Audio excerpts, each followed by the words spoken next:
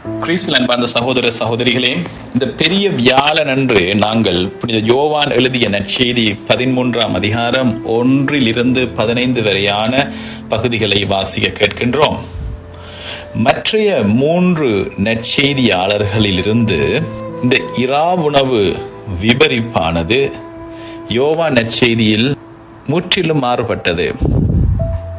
மத்தேயு, மாற்கு, லூக்கா 3 நற்செய்தியாளர்களும் அப்பம், ரசம் ஆகியவற்றிற்கு முக்கியத்துவம் கொடுக்க, யோவான் அதை பற்றி பேசாமல் பாதம் கழுவும் நிகழ்வை பற்றி பேசுகின்றார். ஏன் பாதம் கழுவுதலுக்கு இவ்வளவு முக்கியத்துவம் தருகிறார் என்பதன் பின்னணியை நாங்கள் ஆராய வேண்டும். என்பவர்களே, பண்டைய இஸ்ரேல் மற்றும் மத்திய கிழக்கு நாடுகளில் சாலைகளிலே தூசியும் அழுக்கும் நிறைந்தவையாக இருந்தன. மக்கள் திறந்த காலணிகளையே அணிந்திருந்தனர். ஆகவே ஒரு விருந்தினர் வீட்டிற்கு வரும் பொழுது அவரது பாதங்களை கழுவுவது என்பது அந்த வீட்டின் மிக கடைசி நிலையில் உள்ள ஒரு அடிமையின் பணியாக கருதப்பட்டது. யூத மரபிலே ஒரு யூத அடிமையை கூட இந்த பணியை செய்ய சொல்லக்கூடாது என்ற ஒரு மரபும் இருந்தது. அவ்வளவு தாழ்வான பணியாக இது கருதப்பட்டது.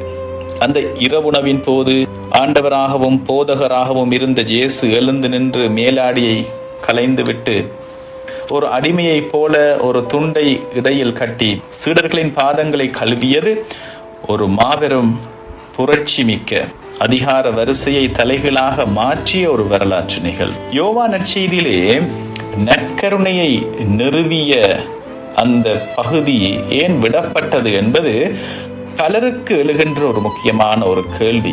இதற்கான காரணங்கள் என்னவென்று தேடி பார்க்கும் போது விவிலிய ஆய்வாளர்களுடைய கருத்தின்படி யோவான் நற்செய்தி 6ஆம் அதிகாரத்திலே வாழ்வு தரும் அப்பம் பற்றிய உரையிலே இயேசு ஆண்டவர் நற்கருணையை பற்றி மிக ஆழமாகவும் விரிவாகவும் பேசிவிட்டார். என் சதையை உண்டு என் இரத்தத்தை பருகுகின்றவர் என்னோடு இணைந்திருப்பார் என்று அவர் ஏற்கனவே இறையியல் ரீதியாக விளக்கிவிட்டதால் கடைசி உணவின் போது அதை மீண்டும் அவர் செய்த பொழுது அதை விவரிக்க யோவான் விரும்பவில்லை. மற்ற நற்செய்தியாளர்கள் நற்கருணையின் வழிபாட்டு முறையை சொல்லுகின்றார்கள். ஆனால் யோவான் அந்த நற்கருணையின் செயல் வடிவத்தை காட்ட விரும்பினார். இந்த பாதம் கழுவுதலின் ஆழமான அர்த்தங்களை பற்றி நாங்கள் கூர்ந்து அவதானிக்கும் பொழுது, அவர் இவ்வுலகில் இருந்த தம்மிடம் அன்பு கூர்ந்தவர்களிடம் இறுதி வரை அன்பு கூர்ந்தார் என்று 1வது வசனம் சொல்லுகின்றது. இந்த பாதம் கழுவுதல் என்பது அன்பார்ந்த சகோதர சகோதரிகளே, இயேசுவின் நிபந்தனையற்ற அன்பின் உச்சக்கட்ட அடையாளம். பேதுரு மறுத்த பொழுதும் இயேசு சொல்லக்கூடிய அந்த வார்த்தைகள், நான் உன்னை கழுவாவிட்டால் என்னோடு உனக்கு பங்கு இல்லை என்பது நாம் அனைவரும் ஆண்டவர் இயேசுவோடு பங்காளிகளாக வேண்டும் என்று சொன்னால் அவர் எம்முடைய அழுக்கான பகுதிகளை கழுவி தூய்மையாக்குவது. இன்னொரு வகையில் சொல்லுவது என்று சொன்னால் அவரது அருள், அவரது கிருபை எங்களை கழுவி தூய்மையாக்குவதற்கு நாங்கள் இடம் தர வேண்டும். சகோதர சகோதரிகளே, இறுதியாக ஆண்டவர் சொல்லக்கூடிய அந்த வார்த்தைகள், நான் உங்களுக்கு செய்தது போல நீங்களும் செய்யுமாறு நான் உங்களுக்கு ஒரு முன்மாதிரியை காட்டினேன் என்கின்ற இந்த வார்த்தையில் இருந்துதான் மாண்டி தர்ஸ்டே என்கின்ற இந்த பெயரும் வந்திருக்கின்றது. மந்தாத்தும் என்கின்ற அந்த லத்தீன் வார்த்தையினுடைய அர்த்தம் நான் கொடுக்கின்ற கட்டளை, அன்பு செலுத்த வேண்டும் என்கின்ற அந்த புதிய கட்டளை. ஆகவே ஆண்டவர் இயேசுவினுடைய உடலை உண்பதும் அவருடைய இரத்தத்தை பருகுவதும் நற்கருணை விழாவின் ஒரு பக்கம் என்றால், அதை பெற்றுக்கொண்ட நாங்கள் மற்றவருடைய பாதங்களை கழுவுதல் என்பது இந்த நற்கருணையினுடைய செயல் வடிவம், மறுபக்கம். ஆகவேதான் யோவான் நற்கருணையின் பயனை, அதன் செயல் வடிவத்தை காட்ட விரும்பியிருந்தார். அந்த சகோதர சகோதரிகளே, ஆண்டவர் இயேசுவினுடைய நற்செய்தியின் ரகசியம் இந்த பாதம் கழுவும் நிகழ்விலே வெளிப்படுகின்றது. இறைவன் நம்முடைய புனிதமான பகுதியை மட்டுமல்ல, நம்முடைய மிகவும் பலவீனமான அழுக்கான பகுதியை, குறிப்பாக அந்த அழுக்கான பலவீனமான பகுதியை தொட விரும்புகின்றார். ஏனென்றால் அங்குதான் அவருடைய அருள் தேவைப்படுகிறது. நாம் நமது பலவீனத்தை ஒப்புக்கொள்ளும் பொழுதுதான் அவருடைய வல்லமை நமக்குள் நுழைகின்றது. நாங்கள் கூர்ந்து கவனிக்கும் பொழுது ஆண்டவர் இயேசு அந்த நற்கருணையை முதலாவதாக, அந்த நற்கருணை அப்பத்தை முதலாவதாக அந்த அறையில் இருந்தவர்களிலே மிகவும் பலவீனமாக இருந்த, the most vulnerable என்று இருந்த யூதாஸுக்கு தான் கொடுக்கின்றார். இயேசுவுக்கு தெரியும் யூதாஸ் என்ன செய்ய போகின்றார் என்று சொல்லி. ஆனாலும் அவருக்கு அப்பத்தை பிட்டு வழங்கியது, நீ என்னை காட்டி கொடுக்க போகிறாய் என்று எனக்கு தெரியும், ஆனாலும் நான் உன்னை இன்னும் நேசிக்கின்றேன், இதோ என்னையே உனக்கு உணவாக தருகிறேன், இப்பொழுதாவது நீ மனமாறு என்று அவர் விடுக்கின்ற இறுதி அன்பினுடைய அழைப்பு அது ஆகும். நற்கருணை என்பது, அன்பார்ந்த சகோதர சகோதரிகளே, பல தடவைகளிலே நாங்கள் நினைக்கலாம் அது புனிதர்களுக்கான பரிசு என்று. அது பாவிகளுக்கான, பாவத்திலிருந்து வெளிவருவதற்கான, அது பாவிகளுக்கான மருந்து. யூதாஸின் பலவீனத்தை தாங்குவதற்காகவே இயேசு அந்த அப்பத்தை அவருக்கு வழங்கினார். ஆனால் அன்பான சகோதர சகோதரிகளே, இதில் நாங்கள் கவனித்துக் கொள்ள வேண்டிய ஒரு கத்தோலிக்க இறையியலுடைய ஆழமான கருத்தை நாங்கள் மனதில் கொள்ள வேண்டும். இறைவனுடைய அருளும், அந்த அருளை நாங்கள் பெற்றுக்கொள்ள நமக்கு இருக்கின்ற பொறுப்பும் மிக முக்கியமான இரண்டு அம்சங்கள். இயேசு அள்ளி தருகின்ற அந்த அருளை யூதாசுக்கும் பேதுருவுக்கும் அங்கிருந்த அனைத்து சீடர்களுக்கும் ஆண்டவர் கொடுக்கின்ற அந்த அருள், அங்கிருக்கின்ற எல்லா சீடர்களும் தவறு இழைக்கின்றார்கள். பேதுரு தன்னுடைய பலவீனத்தால் அவரை மறுதலிக்கிறார். யூதாஸ் தன்னுடைய பேராசையினாலோ அல்லது ஏமாற்றத்தினாலோ இயேசுவை காட்டி கொடுக்கின்றார். மற்றைய சீடர்கள் எல்லோரும் பயத்தினாலும் பலவீனத்தினாலும் ஆண்டவரை விட்டு ஓடிவிடுகின்றார்கள்.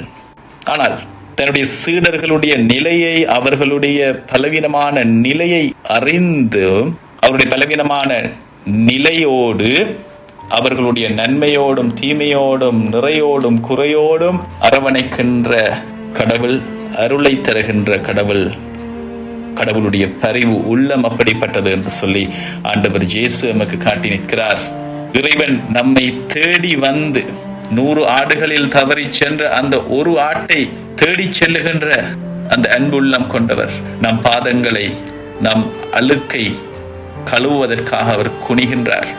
அருள், கிருபை, இலவசமான கொடை, அது தகுதியற்ற எமக்கு வழங்கப்படுகின்றது. அந்த அருளை பெறுவதற்கு நாங்கள் செய்ய வேண்டியது, அந்த அருள் எங்களை தொடும் பொழுது அதனால் நாங்கள் கழுவி தூய்மையாக்கப்பட வேண்டும். பிரியமான சகோதர சகோதரிகளே, புனித வியாழன் என்பது ஒரு வெறும் சடங்கு அல்ல. இறைவனுடைய அருளுக்கு நம்மை திறந்து கொடுக்கின்ற நாள். ஆண்டவரே, என் அழுக்கான பாதங்களை, என்னுடைய வாழ்வின் பாரங்களை உமக்கு தருகின்றேன், என்னை கழுவி உமோடு சேர்த்து கொள்ளும் என்று சொல்லுகின்ற அந்த நொடியில் ஆண்டவர் இயேசுவினுடைய நற்செய்தி நம் வாழ்வில் உயிர் பெறுகிறது. யோவான் நற்செய்தியிலே நாங்கள் காணுகின்ற இந்த இறைவனுடைய அளவற்ற இரக்கத்தினால் மட்டுமே நாங்கள் நிலைநிறுத்தப்படுகின்றோம். இது நம்முடைய தகுதியினால் அல்ல, நம்முடைய திறமையினால் அல்ல, மாறாக இறைவனுடைய அளவற்ற இரக்கத்தினால் மட்டுமே நாங்கள் நிலை நிறுத்தப்படுகின்றோம் என்பதை தெளிவாக விளக்குகிறது. இந்த வாசகத்தை இன்னும் ஆழமாக அறிந்து கொள்ள அங்கிருக்கின்ற முக்கியமான சொற்களின் சொல் இலக்கண வரலாற்று பின்னணிகளை பார்த்தோம் என்று சொன்னால், இறுதி வரை அவர் அன்பு கூர்ந்தார் என்கின்ற அந்த சொல் கிரேக்க மூல உரையிலே எய்ஸ் தெலோஸ் என்ற சொல் பயன்படுத்தப்பட்டுள்ளது. தெலோஸ் என்றால் முடிவு என்று பொருள். இது வெறும் காலத்தை குறிக்கவில்லை, மாறாக இயேசு தன்னுடைய உயிரை கொடுக்கும் அந்த உச்சக்கட்ட எல்லை வரை, முடிவு வரை ஆழமாக சென்று அன்பு கூர்ந்தார் என்று காட்டுகின்றது. அடுத்த வார்த்தை, அவர் மேலுடையை கலற்றி வைத்துவிட்டு என்று சொல்லுகின்ற அந்த வார்த்தை எக்ஸ் எஜேர்தாய் என்பது, அன்பார்ந்த சகோதர சகோதரிகளே, ஒரு யூத ஆண் தன்னுடைய ஆடையை மற்றவர் முன் கலற்றுவது என்பது ஒரு சாதாரண செயல் கிடையாது. அந்த ஆடை என்பது அந்த மனிதனுடைய கௌரவத்தையும் அதிகாரத்தையும் குறிக்கும். இயேசு தன்னுடைய மேலாடையை கலற்றியது அவர் தனது தெய்வீக மாட்சியை அதை அவர் கலைந்து ஒரு அடிமையை போல மனிதராக இறங்கி வந்தார் என்று சொல்லி பிலிப்பியருக்கு எழுதிய திருமுகத்திலே சொல்லப்பட்டதை போல அந்த கெனோசிஸ் என்று சொல்லுகின்ற தன்னை வெறுமையாக்கினார் என்று பிலிப்பியர் 2:7 சொல்லப்பட்டுள்ள அதே அனுபவத்தை அதே கருத்தோடு ஒத்துப்போகின்ற வார்த்தை இந்த வார்த்தை மேலுடையை கலற்றி வைத்துவிட்டு பந்தியிலிருந்து அவர் எழுந்து சீடருடைய பாதங்களை கழுவுகின்றார்.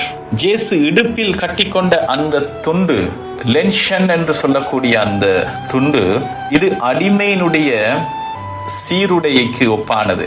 இயேசு ஒரு பிரதம அதிதியாக அந்த அறைக்குள் நுழையவில்லை, மாறாக ஒரு ஊழியனாக அடிமையாக மாறுகின்றார். அடுத்த வார்த்தை பேதுருவிடம் இயேசு சொன்ன அந்த வார்த்தை, நான் உன் காலடிகளை கழுவாவிட்டால் என்னோடு உனக்கு பங்கு இல்லை என்கின்ற இந்த வார்த்தை. பங்கு என்பதற்காக கிரேக்க மொழியிலே பயன்படுத்தப்பட்ட வார்த்தை மெரோஸ் என்கின்ற வார்த்தை.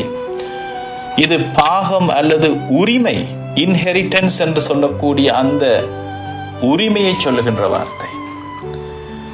ஆகவே ஆண்டவர் சொல்லுகின்ற அன்பார்ந்தவர்களே, இதை நாங்கள் முக்கியமாக கவனிக்க வேண்டும். நற்செய்தியை சரியாக புரிந்து கொள்ள இது எம்முடைய தகுதியினாலோ எம்முடைய வல்லமையினாலோ நடப்பது அல்ல. மாறாக நாம் நம்முடைய அழுக்கான பகுதியை, உடைந்த நிலைகளை அவரிடம் கொடுக்க மறுத்தால் அவரோடு நமக்கு உறவு இருக்க முடியாது. ஆகவே நம்மை தாங்கி பிடிப்பது நம்முடைய முயற்சியால் நாங்கள் செய்கின்ற தூய்மை அல்ல. நம்மை தாங்கி பிடிப்பது, நம்முடைய அழுக்குகளை கழுவுவது இறைவனுடைய இரக்கம் மட்டுமே. அன்பார்ந்தவர்களே, இந்த நற்செய்தியினுடைய சாரமாக இருக்கிற ஒரு முக்கியமான விடயத்தை நாங்கள் பார்த்தோம் என்று சொன்னால், இயேசு தனது அருளை, கிராட்சியா என்று சொல்லுகின்ற அந்த அருளை அனைவருக்கும் வழங்கினார். பெரிய வியாழனுடைய தொனி என்னவென்று சொன்னால், நாம் தூய்மையானவர்கள் என்று நம்முடைய தகுதியை காட்டுகின்ற நாள் அல்ல, மாறாக உடைந்த நொறுங்குண்ட தூய்மையற்ற மனித பலவீனத்திலே உழலுகின்ற நம்மை தேடி வந்து குனிந்து நம் பாதங்களை கழுவும் இறைவனின் இரக்கத்தை வியந்து போற்றுகின்ற நாள். இந்த இரக்கம்தான் நம்மை இன்னும் வாழ்வித்துக் கொண்டிருக்கிறது. அந்த இரக்கத்தை பெற்று கொண்டவர்களால் மட்டும்தான் பிறருடைய அழுக்கான பாதங்களையும் கழுவ முடியும், அவர்களை மன்னிக்க முடியும், அன்பு செய்ய முடியும், உறவு கொள்ள முடியும் என்கின்ற அந்த செய்தியை ஆண்டவர் என்று தருகின்றார். நான் உங்களுக்கு முன்மாதிரியை காட்டினேன். இந்த முன்மாதிரிகை என்கின்ற இந்த வார்த்தை ஆண்டவர் இயேசு இந்த இடத்தில் மட்டுமே தான் பயன்படுத்துகின்றார். அன்பான சகோதர சகோதரிகளே, இயேசு பேதுருவிடம் சொன்ன அந்த வார்த்தை, நான் செய்வது இன்னதென்று இப்பொழுது உனக்கு புரியாது. ஆம், பேதுரு மட்டுமல்ல, அங்கிருந்த யாராலும் அதை புரிந்து கொள்ள முடியவில்லை. பின்னரே புரிந்து கொள்வாய் என்கின்ற அந்த வசனம் 7வது வசனத்திலே நாங்கள் காண்கிறோம். அந்த பின்னரே என்பது பெந்தகோஸ்து நாளை குறிக்கின்றது. யோவான் 14:26 இயேசு ஆண்டவர் கூறுகின்றார், தூய ஆவியார் உங்களுக்கு அனைத்தையும் கற்றுக் கொடுப்பார், நான் சொன்ன அனைத்தையும் உங்களுக்கு நினைவூட்டுவார். தூய ஆவியார் வராமல் ஒரு கடவுள் ஏன் மனிதனின் காலடிகளை கழுவ வேண்டும் என்கின்ற அந்த மறை பொருளை யாராலும் விளங்கிக் கொண்டிருக்க முடியாது. யோவான் நற்செய்தி 6ஆம் அதிகாரத்திலே இயேசு நற்கருணையை பற்றி என் சதையை உண்ணுங்கள் என்று பேசிய பொழுது சீடர்கள் அதை புரிந்து கொள்ள முடியாமல் திகைத்தார்கள். அப்பொழுது இயேசு ஆண்டவர் சொன்ன முக்கியமான ஒரு வார்த்தை, வாழ்வு தரும், வாழ்வு தருவது தூய ஆவியே. 6ஆம் அதிகாரம் 63 நாங்கள் காண்கின்றோம். ஊனியல்வு எதற்கும் உதவாது. அதாவது அப்பம் எப்படி இயேசுவின் உடலாக மாறுகிறது என்பதை நமது மனித அறிவால் புரிந்து கொள்ள முடியாது. தூய ஆவியார் மட்டுமே அந்த மறை பொருளை நமக்கு உணர்த்த முடியும்.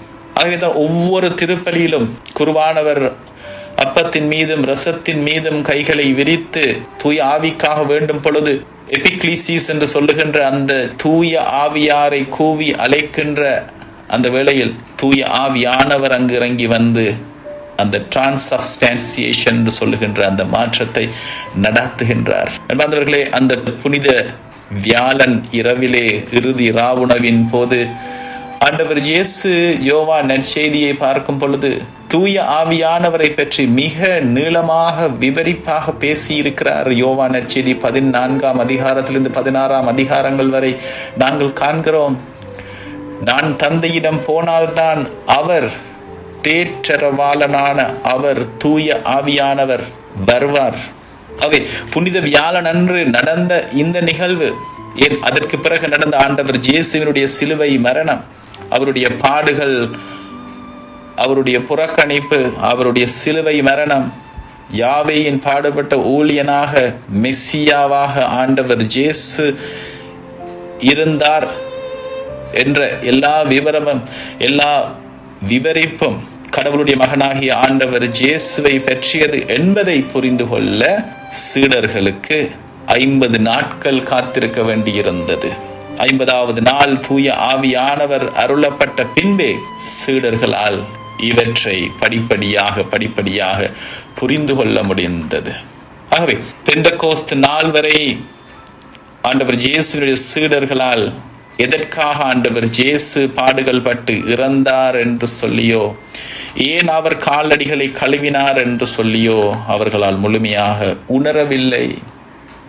தூய ஆவியானவர் ஒவ்வொருவர் மீதும் பொழியப்பட்ட பொழுதுதான் இயேசு செய்த ஒவ்வொரு செயலும், அவர் பேசிய ஒவ்வொரு வார்த்தைகளினுடைய, அது மட்டுமல்ல பழைய ஏற்பாட்டிலே அவரை பற்றி சொல்லியிருந்த நூற்றுக்கணக்கான இறை வாக்குகள் அனைத்தையும் அவர்களால் புரிந்து கொள்ள முடிந்தது.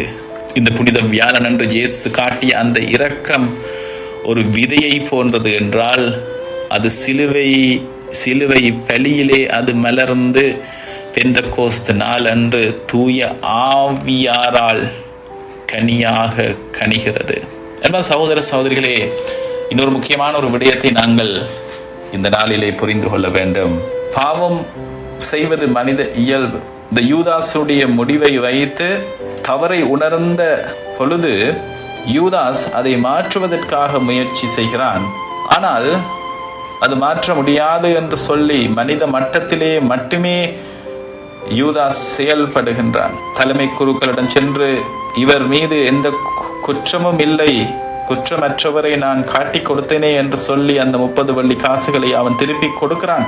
ஆனால் அவனுடைய விண்ணப்பம் கேட்கப்படவில்லை என்ற பொழுது அவன், இதற்கு மேல் நான் என்னுடைய தகுதியை இழந்து விட்டேன், என்னுடைய அருளை இழந்து விட்டேன், என்னுடைய வாழ்க்கை முடிந்து விட்டது என்று அலகையின் குரலுக்கு அவன் செவிமடுக்கிற நிலை அது. இயேசுவை காட்டிக் கொடுக்கின்ற எண்ணத்தை அலகை யூதாசின் உள்ளத்தில் எழச் செய்திருந்தது என்று சொல்லி வேதாகமத்திலே குறிப்பிடப்பட்டுள்ளது. அலகை எப்பொழுதும் குற்றச்சாட்டுக்களை அடுக்கி வைத்துக் கொண்டே இருப்பவன். யூதாசை பொறுத்தமட்டிலே அவன் செய்த தவறு, மற்ற சீடர்கள் அனைவரும் தவறு செய்திருந்தார்கள்.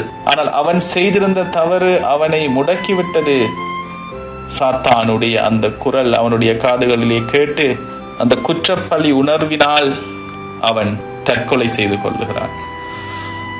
ஆனால் அன்பான சகோதர சகோதரிகளே, மற்ற சீடர்கள் ஒரு வகையில் பாக்கியம் பெற்றவர்கள், காத்திருந்தார்கள். சரியான விளக்கம் இல்லாது விட்டாலும் காத்திருந்தார்கள். பேதுருவை பார்த்து இயேசு ஆண்டவர் சொன்ன அந்த வார்த்தை, என்னோடு உனக்கு பங்கு இல்லை, நாம் எவ்வளவு பாவியாக இருந்தாலும் இயேசு நம்மை தொட அனுமதிக்க வேண்டும், நானே கழுவி கொள்ளுகின்றேன், அல்லது நான் தகுதியற்றவன், நான் என்னை பார்த்து கொள்ளுகின்றேன் என்கின்ற ஒரு வகையான ஆன்மீக தற்பெருமை எங்களை நிரப்பும் பொழுது அலகை இலகுவாக எங்கள் வாழ்க்கைக்குள்ளே நுழைந்து, நீ பாவி, நீ எப்படி இயேசுவிடம் போகலாம், உன் அழுக்கு என்னவென்று எனக்கு தெரியும், நீ எவ்வளவு பாவி என்று எனக்கு தெரியும் என்று சொல்லி எம்மை அந்த அருளிலிருந்து எம்மை பிரித்தெடுக்க முடியும். என்பது சகோதர சகோதரிகளே, சாத்தான் உங்கள் பழைய பாவங்களை சொல்லி உங்களை அச்சுறுத்தும் பொழுது, குற்றப்பழி உணர்வுகளை தூண்டும் பொழுது, யூதாசை போல அவனுடைய சொல்லை கேளாதீர்கள், இறைவனுடைய கிருபை எங்களை தேடி வந்து அள்ளி எடுக்கும் என்று சொல்லி காத்திருங்கள். Every sinner has a future and every saint has a past.